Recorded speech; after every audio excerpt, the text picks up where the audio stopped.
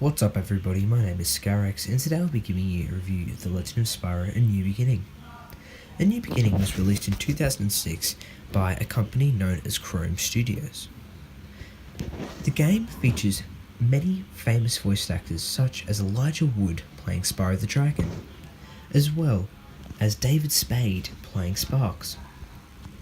Chrome Studios, the developers, are best known for making PS2, GameCube and Xbox hits such as Tyler Tasmanian Tiger.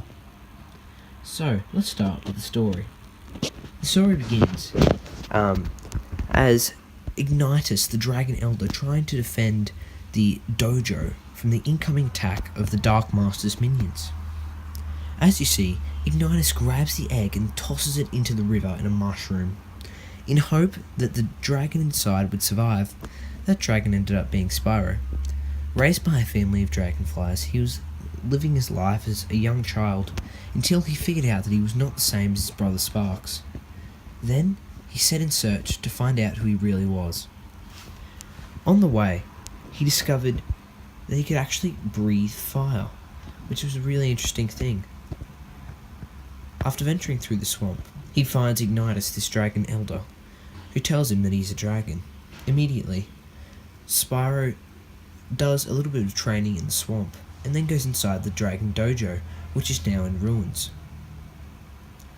Once Ignitus and Spyro go back to the dojo, Spyro does some training on melee and fire combat. Then, you are tossed into the first flying sequence of the game, on the way to Dante's freezer. In the freezer, you undertake a series of interesting puzzles and fighting scenarios before facing the first boss of the game, the Ice King. The Ice King is actually quite a challenge. If you don't know how to defeat him, he is very difficult. However, he is easy to defeat if you know how. When you get back, you've actually saved the electric dragon Voltaire after defeating the Ice King. Once again, Voltaire does some training, and this time it's off to Tall Plains. While you're at Tall Plains, you encounter a species of fauna which really need help. They have been at ransom with Cinder's minions, and they need you to free them. There's one of them called Shane, which really tries to be a leader, but he really does actually fail. And he's a very cocky and arrogant character. Once you save Tall Plains from the boss of the level, all of the fawns come over and they worship you, and Sparks as well. After this as well, you save the Ice Dragon Cyril, and you also learn the Ice Breath. Going back now, it's time to do some more training. Following this training, you're sent to Munitions Forge, a volcano kind of level. You save these little man-weir small creatures, and you help this one of them find his brother. Then, these man-weir smalls show you the way to finding this caboose train, and you verse the caboose, and then you verse the boss Steam after it, which is quite an interesting and challenging boss. Next, it turns out you actually have saved the Earth Dragon Voltaire, and you get chased by Cinder down a lava breaking volcano. It's actually quite a scary event. Going back now to the dojo for the final time, you are taught your Earth Breath and sent off to this concurrent skies, which is Cinders Lair. This is a very cryptic and maze-like level. Once you reach the end, there is a ton of fighting, and you end up versing Cinder and taking off her first layer of health at the top. However, this is simply a precursor to the fight coming on ahead. Also, in Concurrent Skies, there is an Electric King. The Electric King is really hard to defeat. Once you're done with this, it's time for the final level. The final level is very interesting. It undertakes a giant flight throughout this space-distorted world. At the end of it, you have to fight Cinder. This is a really tough fight. Cinder flies around and it's really hard to get good melee damage on her, and your breath goes down really quickly. However, Once it's all done, it's time for the final shootout on her last life of health.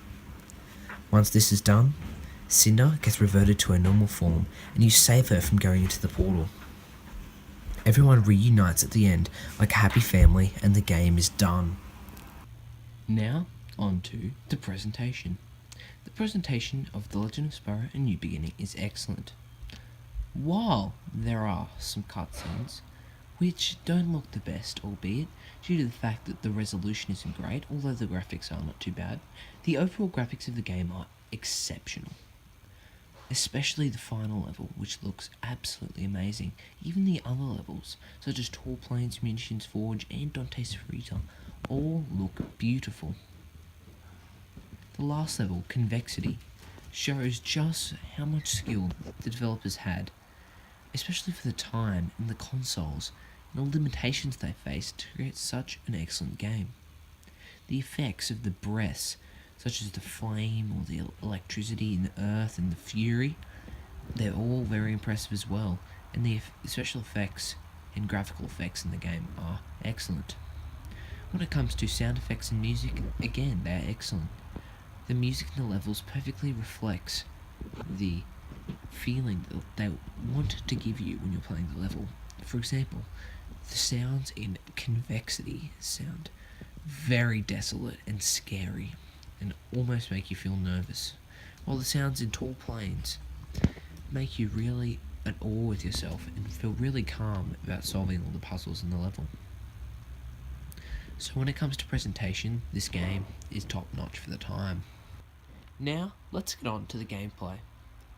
Combat is the main part of The Legend of Spyro: A New Beginning, and it takes up majority of the game. The combat is very interesting. There are a number of fighting methods, and there is melee combat which has a number of cool combos which can be performed. My favourite of which is triple hitting the enemy up into the air, then doing a slow-mo action attack, a triple hit again in the mid-air, which is so cool.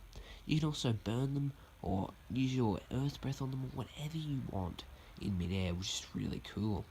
There are also the breath abilities. These abilities range from a simple breath attack, which depends on what it is. So the ice breath will turn smaller enemies into a ball, and then you can roll them around, throw them off the edge, whatever you want. Or it'll make large enemies freeze or go slower. There's the electric breath, which zaps the enemies while doing minor damage. Then there's the fire breath, which does serious damage to enemies as well as burning them. And there's the earth breath, which does massive damage in a short radius. These breaths also have bomb attacks, which shoot a range projectile hit, which also has an added effect. Finally, there are the Furies, which are large explosions of damage, which do an absolute ton of damage to the opponent, as well as taking a serious drain on Spyro's energy. All forms of breath attack need a tank meter that needs to be filled up after use. So to fill up the meter, you collect gems which are found inside either objects just around the level or these special gems which are growing in tons and tons of the levels. And these gems are quite weird, but they actually contain a lot. There are the gems which also refill your health, and gems which allow you to do upgrades. Upgrades are very similar to other games of this genre, such as God of War. And practically you can upgrade the normal breath attack, the bombs, and if you upgrade these all three stages, this will unlock the Fury upgrade. Now, when it comes to the enemy variation, it is excellent, again. Firstly, there are these recurring enemies. These apes keep appearing in each of the levels, however they have a new reskin and often have added moves such as an electric bomb grenade to make them feel new and different. There are also the Dreadwings and the elemental cannons, which again have serious makeovers and have new attacks as the levels progress on. Then there are the environmental enemies, which can range from electric golems inside Cinder's castle, and they can even range to little rolling caterpillars in Tall Plains. These different types of enemies in each of the different environments, such as magma worms, which cannot be burned by fire, or different golems. Again, lots of golems actually. There are different ones for each of the elements, but the golems in the swamp, which provide a very, very hard start to the game, and which are found again in tall plains, help to create diversity in a game which seems like it's repeating itself. Finally, we have the puzzle aspects and platforming aspects. These aren't as common, albeit, as the fighting parts. They still provide a very important part of the game. The platforming breaks up the fighting, and there's some really interesting platforming challenges, especially in the last level, Convexity, and in levels such as Tall Plains. The platforming is enjoyable, and it takes us back to the days of the old Spyro games. It isn't platforming focused though, so fans of the old games will be disappointed by this. This will also feel a bit weird to people who are really used to 3D platformers. However, it's pretty easy to get used to. There's also the puzzles in the game, which range from a lot of things. For one, there's the puzzles where you actually I forgot to mention, these puzzles are in Dante's Freezer. You hit snowballs into trees and you fling them.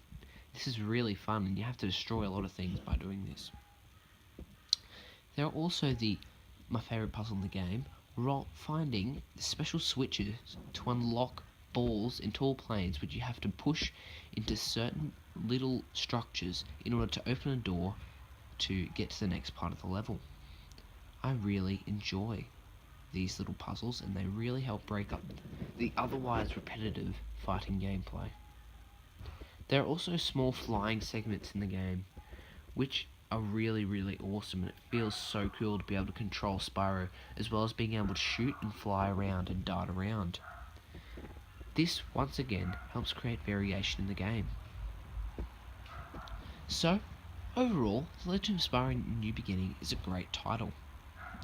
It brings many concepts, such as fighting, puzzle, and platforming together in a nice little novel, which, if anything, is a little bit short. However, all these pretty decent aspects make it a joy to play, and that is why, overall, I rate the game 7.5 out of 10. Thank you so much for watching, and I hope you enjoyed my review of The Legend of Spyro New Beginning. If you did, leave a like, and keep watching for more retro, modern gaming, and more.